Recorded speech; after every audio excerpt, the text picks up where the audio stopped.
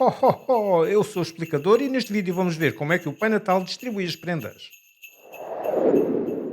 E eis-nos então chegados mais uma vez à noite em que o Pai Natal sai da Lapónia, de antes era do Polo Norte, mas por causa do aquecimento global teve de se mudar, e percorre todo o globo durante uma só noite com as suas renas voadoras. Mas quantas casas é que o Pai Natal visita? E esta equação permite-nos determinar precisamente isso. Como é que isto funciona? Vamos pegar em toda a população mundial, ou seja, P índice mundo, e vamos multiplicar pelo coeficiente de crianças, ou seja, que fração dessa população é que de facto são crianças, porque só elas é que vão receber presentes, e ainda pelo coeficiente de Natal, ou seja, de todas as crianças, quantas é que festejam Natal e recebem presentes no dia 24 para o dia 25. Cá em baixo no denominador vamos ter coisas que vão diminuir o número de viagens, isto é, o número de crianças por casal, ou seja, se um casal tiver mais do que uma criança é menos viagens que o Pai Natal vai ter de fazer, embora distribua o mesmo número de prendas, e F desse prédio representa o número de famílias média por prédio. Portanto, há situações em que só existe uma família por prédio, mas existem outras situações, principalmente nas cidades, em que vivem várias famílias e isso corresponde a menos viagens. Então assim, de acordo com fontes da internet, algumas mais oficiais do que outras, temos que a população mundial ronda neste momento os 8,1 vezes 10 à nona, ou seja, 8.100 milhões de pessoas, dos quais apenas cerca de 25% são crianças, corresponde a este 0,25%, e das quais apenas 45% aproximadamente, este 0,45% é que celebram de facto o Natal e recebem prendas de 24 para 25. Depois, por cada casal, em média, portanto isto em termos globais, os casais estão a ter neste momento 2,3 filhos, o que corresponde a 2,3 vezes menos viagens para o Pai Natal. E depois, em média, existem 5,95 famílias por cada prédio habitacional, portanto, isto média global. Este último número tive que ser eu a calcular pessoalmente e baseado nas seguintes estatísticas. A nível global, verifica-se que cerca de 45% das residências são residências unifamiliares, portanto, para apenas uma família, e 55% dos prédios são prédios urbanos para várias famílias, em que, em média, vivem 10 famílias por cada um destes prédios. Isto significa que em 45% das vezes o Pai Natal vai ter de fazer uma viagem para visitar uma família, mas nas outras 55% das vezes vai ter de fazer uma única viagem para visitar 10 famílias. Portanto, isto em termos médios é a mesma coisa que dizer que é como se toda a população mundial vivesse em prédios que albergam 5,95 famílias, cada uma com 2,3 crianças e, portanto, em média, por cada casa que o Pai Natal visita, vai deixar presentes para 13,685 crianças. Portanto, são 13,685 menos viagens que ele vai ter de fazer. Feitas as contas, o Pai Natal vai ter de fazer 6,7 vezes 10 à sétima viagens, ou seja, 67 milhões de viagens para chegar às crianças de todo o mundo que celebram o Natal. Qual é a distância que o Pai Natal vai ter de percorrer? Então, as crianças estão distribuídas um pouco por toda a superfície terrestre. E se admitirmos que a Terra é uma esfera perfeita, o que não é uma má aproximação de todo, então ficamos que uma área da Terra vai ser dada por 4π vezes o raio ao quadrado, e o raio da Terra é 6,4 vezes 10 à sexta metros, e portanto isto dá-nos uma área total de 5,1 vezes 10 elevado a 14 metros quadrados. Agora, cada uma daquelas N viagens que lá estão em cima, 6,7 vezes 10 à sétima, corresponde a, portanto, uma viagem a uma casa específica. E, dividindo a área da Terra pelo número de casas, nós vamos ficar com este número de 7,6 vezes 10 à sexta metro quadrado por cada casa. Ou seja, se as casas estivessem todas distribuídas uniformemente pela superfície da Terra e se a Terra fosse um quadrado com aquela área de 5,1 vezes 10 elevado a 14 metro quadrado, então a área que ficaria reservada para cada casa seria 7,6 vezes 10 à sexta metro quadrado. E admitindo que as chaminés estão todas à mesma distância umas das outras e ocupam os centros destes quadrados, que é realmente o destino do Pai Natal é de facto a chaminé, não é? Acabamos por ter chaminés cuja distância média vai corresponder ao lado de cada um destes quadrados. Ora, uma vez que nós já temos aqui a área, é só mesmo fazer a raiz quadrada para ir buscar a distância média entre cada uma das chaminés.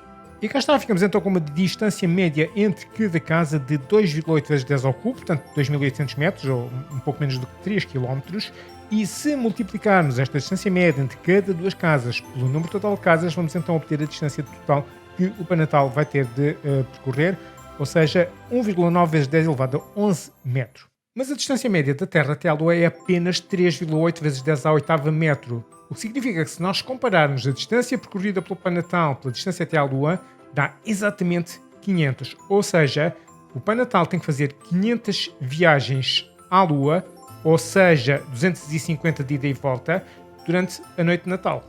E surge agora uma questão interessante: de quanto tempo dispõe o Pai Natal para efetuar todo este percurso? Esta animação ilustra as zonas do globo onde é noite e onde é dia durante a noite de 24 para 25 de dezembro. E como podemos observar, a zona onde é noite, à medida que a noite vai progredindo, vai-se deslocando de este para oeste. Ora, o Pai Natal pode tomar partido dessa situação, fazendo também a distribuição das prendas, começando nas zonas mais a leste e terminando mais a oeste. E o cálculo não é simples, porque nós estamos a verificar que no hemisfério norte existe muito mais horas de noite do que no hemisfério sul, e, por exemplo, na Antártida é sempre de dia, mas de qualquer forma na Antártida também não há ninguém, certamente não há crianças. Depois no Polo Norte, ou acima do ciclo polar ártico, é sempre noite, durante 6 meses, mas isso também não é interessante porque há muito poucas pessoas a viver acima do ciclo polar ártico. Mas também é sabido que as crianças têm de estar a dormir para o Pai Natal poder deixar a prenda. Portanto, vamos utilizar isso nos nossos cálculos. Vamos fazer o seguinte: vamos pegar nas, digamos, 8 horas, onde seja durante a noite, em que seja mais provável encontrar crianças a dormir, e depois vamos tirar partido precisamente da rotação da Terra, e o Pai Natal dispõe dessas 8 horas para distribuir os presentes ao longo daquele fuso horário, e depois vai rodando com a Terra. Portanto, entre o dia 24 e o dia 25 dispõe de 24 horas adicionais. Portanto, fazendo assim um cálculo muito por alto, temos 8 horas mais 24, aproximadamente 32 horas para distribuir os presentes por todas as crianças. E é claro que podemos converter este valor para o SI, porque depois a seguir vamos fazer cálculos também no SI, portanto 1,2 vezes 10 à quinta segundos. É claro que o Pai Natal não vai estar só a viajar, portanto ele também tem de distribuir os presentes, eventualmente vai ter de sair do trenó, pegar nos presentes certos, descer a chaminé, deixar os presentes, subir novamente a chaminé, e portanto isso demora também algum tempo. Portanto, na falta de informação, nós vamos partir do princípio que o Pai Natal vai passar metade do tempo em deslocamento de uma casa para outra e a outra metade a distribuir de facto os presentes. E portanto assim o nosso novo tempo de viagem são apenas estes 6,0 vezes 10 à quarta segundo. E agora já podemos calcular algumas coisas interessantes, como por exemplo a velocidade média. Portanto, se nós dividirmos a distância total percorrida pelo tempo de viagem, ficamos então com estes 3,2 vezes 10 à sexta metros por segundo. Ora, isto pode parecer um bocadinho estranho, porque para já está em notação científica e além disso não está em km por hora como nós estamos habituados, mas sim em metros por segundo. Mas para terem uma ideia, comparando com a velocidade da luz, vai dar aproximadamente 1% da velocidade da luz. E temos também aqui um Pai Natal hipersónico que viaja a velocidades de cerca de 8.800 vezes a velocidade do som, quando os aviões que nós temos dão 3, 4, 6 vezes a velocidade do som. Pronto, mas isto era para a viagem toda ao longo da noite. Agora vamos ver o que é que acontece ao longo de uma só viagem de uma determinada casa para a casa seguinte. E neste caso nós já não vamos partir do pressuposto que o Pai Natal viaja a 1% da velocidade da luz, porque ele não pode passar logo do repouso para esta velocidade, mas ele tem que ir acelerando. Mas nós queremos ter um movimento que, embora seja numa primeira fase acelerado e depois retardado, demora exatamente o mesmo tempo a percorrer a mesma distância, que é para demorar as mesmas 16 horas no total em viagem entre casas. E neste caso o que nós vamos fazer é, vamos pôr o Pai Natal, como está aqui no gráfico, a começar do repouso e acelerar até 2% da velocidade da luz, portanto isto na primeira metade do intervalo de tempo disponível para ir da casa A à casa B, e depois movimento retardado com a mesma aceleração, mas de sinal oposto, até chegar novamente à velocidade zero. O objetivo aqui é manter a área debaixo do gráfico, que corresponde ao nosso ΔX, ou a distância percorrida de A até B, a mesma nas duas situações, na situação de movimento uniforme e de movimento uniformemente acelerado e depois retardado. Então vamos lá começar a fazer cálculos. Se dividirmos o tempo total de viagem pelo número de viagens, vamos ter o tempo necessário para ir de A para B, neste caso estes 9 vezes 10 a menos 4 segundos, ou seja, menos do que um milésimo de segundo. Mas o intervalo de tempo reservado apenas para a fase de aceleração é metade, portanto 4,5 vezes 10 a menos 4 segundo. A nossa aceleração então vai ser o ΔV sobre ΔT, para não variar, portanto vai de 0 até 2 vezes a velocidade da luz dividido por estes 4,5 vezes 10 a menos 4, portanto dá 1,4 vezes 10 à décima metro por segundo quadrado. Para referência, a aceleração a que uma bala está sujeita quando é disparada é de 2 vezes 10 à quinta até 2 vezes 10 à sexta metro por segundo quadrado. E depois esta situação vai se repetir as 64 milhões de vezes em que o Pai Natal for fazer viagem de umas casas para as outras. Portanto, eu acho que o Pai Natal vai ficar mais espalmado que um crepe. E pronto, e de qualquer forma agora já temos a aceleração e portanto já podemos calcular forças envolvidas. Mas para isso precisamos da massa. E os cálculos que nós temos que fazer aqui são mesmo muito simples. Portanto vamos somar a massa do Pai Natal com 9 renas, trenó e as prendas. Dá 120 kg para o Pai Natal, de acordo com a internet. Depois, em média, 9 renas, cada uma com um peso de aproximadamente 100 kg, 185 kg para o trenó e depois falta a massa das prendas. Portanto, até agora temos 1155 kg, mas para estimar a massa das prendas vamos ter aqui de fazer mais alguns cálculos. E vamos utilizar como característica média de cada uma das prendas as seguintes informações. Massa aproximadamente 0,9 kg e um volume aproximado de 30 por 30 por 30 ou um paralelepípedo de outras dimensões, mas que tenha exatamente o mesmo volume de 2,7 vezes 10 a menos 3 metros cúbicos. Isto para cada prenda. E vamos também presumir que cada criança recebe uma única prenda, que é já de ser uma estimativa conservadora. Isto quer dizer então que se distribuirmos uma prenda de 0,9 kg em média por cada criança, ficamos com um total de 1,8 vezes 10 à nona kg, isto em toneladas dá quase 2 milhões de toneladas. E isto significa que a partir de agora vamos desprezar por completo a massa do Pai Natal, do trenó e das renas. E o volume ocupado por todas estas prendas é de 5,5 vezes 10 à sexta metro cúbico. O que é que isto quer dizer? Quer dizer que na prática, se nós enchermos com todas estas prendas o saco do Pai Natal e se assumirmos que o saco tem uma forma esférica quando cheio, se assumirmos também que não existe nenhum espaço vazio entre cada uma das prendas, devemos ficar com basicamente um saco esférico com um raio de 110 metros, ou seja, com um diâmetro de 220 metros, que é basicamente do tamanho do Estádio da Luz. E isto quer dizer que esta imagem que nós temos do Pai Natal está completamente incorreta, ou seja, não é nada rigoroso. Provavelmente há de ser mais ou menos qualquer coisa deste género. Aqui, este bocadinho aqui em baixo, esta coisinha aqui, isto é que é o Pai Natal e as renas. Tudo o resto é o saco com as prendas. Então vamos voltar um bocadinho atrás, porque nós estávamos a calcular a aceleração, calculamos a massa total do sistema, que basicamente coincide com a massa das prendas, e agora já podemos calcular forças, ou seja, a força resultante aplicada ao sistema Pai Natal, mais trenó, mais renas, mais prendas, durante a fase de aceleração, portanto dos 0 até aos 2% da velocidade da luz, acaba por ser estes 2,5 vezes 10 elevado a 19 Newton. Para colocar isto em perspectiva, por exemplo, se calcularmos a força de atração gravítica entre o Sol e a Terra, vamos chegar à conclusão que é uma força de 3,5 vezes 10 elevado a 22 Newton. O que de facto é superior por 2 ou 3 ordens de grandeza. Por um lado. Por outro lado, a força que nós calculamos há pouco, dos 2,5 vezes 10 elevado a 19 Newton, é apenas uma fase de aceleração de uma viagem de entre 67 milhões de viagens que o Pai Natal vai ter de fazer. Mas se calhar o melhor mesmo era ver em termos energéticos. E para isso vamos calcular o trabalho. Portanto, vamos utilizar a fórmula força vezes o deslocamento. Portanto, partindo do princípio que a força está a ser efetuada na mesma direção e sentido do deslocamento. Ou então a alternativa seria também pela variação da energia cinética. Mas desta forma ficamos com um trabalho de 3,5 vezes 10 elevado a 22 Joule apenas para a fase de aceleração de uma determinada casa para outra. Mas agora sim, multiplicando pelos 67 milhões de viagens que o Pai Natal vai ter de fazer, ficamos então com estes 2,3 vezes 10 elevado a 30 Joule. Como é que nós fazemos com que este número faça de alguma maneira sentido? Uma forma de ver as coisas seria, por exemplo, através da luminosidade do Sol, que é 3,8 vezes 10 elevado a 26 watts, ou seja, isto é a potência debitada na forma de radiação por toda a superfície do Sol.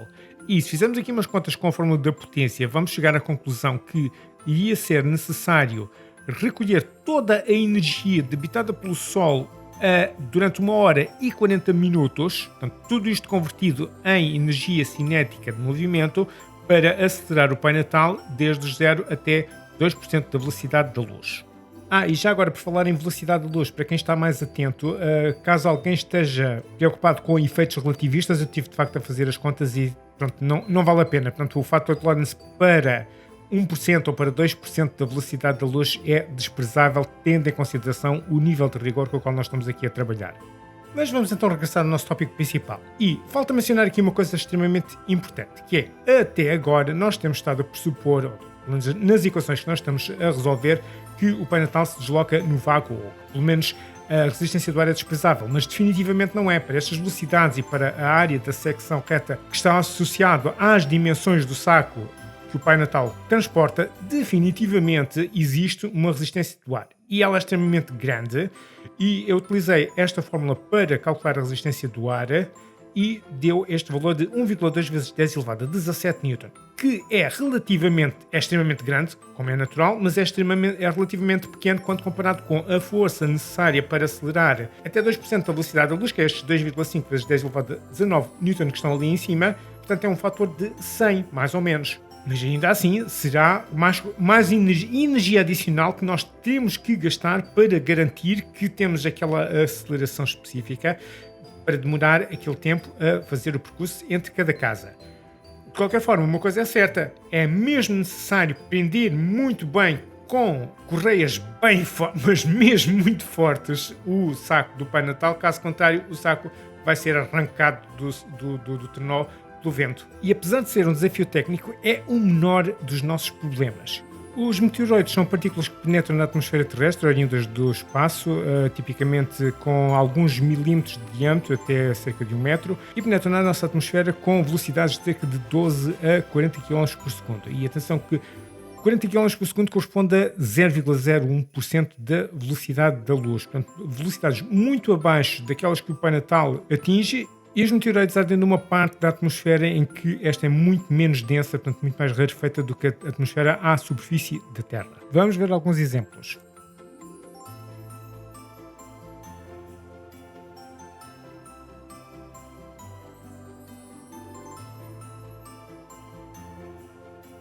E pronto, a não ser que o Pai Natal tenha um escudo protetor de calor, como aqueles dos vai-e-vens espaciais, é pouco provável que consiga resistir. Pronto, fica então aqui para terminar o vídeo uma lista dos problemas levantados pela viagem do Pai Natal. Questões que nós ainda não tínhamos abordado, talvez aqui esta parte de provocar ondas de choque devido às velocidades supersónicas. Portanto, é exatamente a mesma coisa que um caça supersónico a passar próximo das populações. Dá para estilhaçar vidros, basicamente. Depois vai causar imensa destruição, precisamente pelo calor que gera a fricção e a compressão do ar, principalmente. Depois aqui uma outra parte interessante, estava um vídeo totalmente à parte, é esta parte aqui da computação para otimizar o percurso, ou seja, ir buscar a distância mais curta entre duas, ou seja, que casas é que vai visitar e por que sequência. Isso basicamente é o problema do caixeiro viajante, mas um super problema, tendo em consideração o número de casas que tem que visitar e ver qual é a que está mais próxima e garantir que essa casa vai ser visitada à noite e que a criança adicionalmente está a dormir. Não sei muito sinceramente como é que ele vai fazer isso. Depois, o Pai Natal tem que ser fisicamente super atlético para conseguir, passar na chaminé, portanto as chaminés que são relativamente pequenas, também não sei resolver esse problema, e depois a parte do ser extremamente rápido, porque ele tem milésimos de segundo para dirigir-se de uma casa para outra, deixar os presentes e voltar. E para explicar todos estes fenómenos associados à viagem do Pai Natal, a mais clássica é simplesmente o Pai Natal não existe, portanto a história toda inventada, mas não existe, por outro lado, nenhuma evidência concreta de que assim o seja. Outras hipóteses para explicar, o Pai Natal domina a relatividade generalizada, ele consegue abrandar o tempo, ou seja, da perspectiva dele, ele tem 6 meses para distribuir os presentes, embora da nossa perspectiva só passe uma noite. Ou em alternativa, ainda mais rebuscado, o Pai Natal domina a mecânica quântica, portanto ele consegue colocar todas as suas partículas num estado de coerência tal que ele consegue estar em todas as casas em simultâneo a distribuir os presentes, e isso iria explicar, por exemplo, ao passar a chaminé, portanto, por efeito túnel, portanto, que é um efeito que, de facto, já de si é pouco provável para as partículas subatómicas, portanto, para um ser constituído por bilhões e bilhões de átomos é muito rebuscado, mas se nós tivéssemos a tecnologia para isso, seria uma possibilidade. Outras possibilidades, então, seria o Pai Natal é um ser do futuro, o que é compatível com a teoria de que domina a relatividade generalizada e o tempo e o espaço, ou então que domina a mecânica quântica, ou então é um extraterrestre, e pode ser um extraterrestre do futuro e dominar a mecânica quântica e a teoria da relatividade generalizada, ou então é um ser robótico, ou seja, qualquer coisa artificialmente criada e que tem propriedades que torna extremamente rápido e extremamente eficaz e pode passar em qualquer sítio e está sujeito àquelas acelerações e temperaturas extremamente elevadas, portanto, e as renas também serão estruturas idênticas, portanto é outra possibilidade. E finalmente, a menos imaginativa de todas as hipóteses é o Pai Natal é um ser mágico. Pronto, e é tudo de magia e portanto está tudo explicado. A minha hipótese era que antigamente, há cerca de 200 ou 300 anos, quando havia muito poucas pessoas e o Pai Natal era conhecido basicamente na Europa do Norte, era perfeitamente plausível a distribuição de presentes por algumas crianças e além disso os brinquedos eram apenas brinquedos de madeira ou bonecas de pano e eram facilmente manufaturados pelos elfos no Polo Norte ao longo do ano. Entretanto, nos dias que correm, o Pai Natal fez tanto dinheiro a aparecer em spots publicitários que agora pode-se dar ao luxo e, aliás, não tem mesmo alternativa senão encomendar os brinquedos pela internet e depois enviar por correio ou por estafeta. Depois, deixam um bilhete aos pais para eles darem os brinquedos às crianças ou na noite de Natal ou então na manhã seguinte. E pronto, com isto chegamos então ao final do nosso vídeo. Se tiverem alguma hipótese diferente daquela que eu apontei, deixem nos comentários, gostaria sempre de saber o que é que vocês acham e como é que vocês explicariam os paradoxos que eu apresentei em relação à viagem do Pai Natal. Muito obrigado por terem ficado até ao final do vídeo, desejo-vos a todos umas boas festas e até à próxima.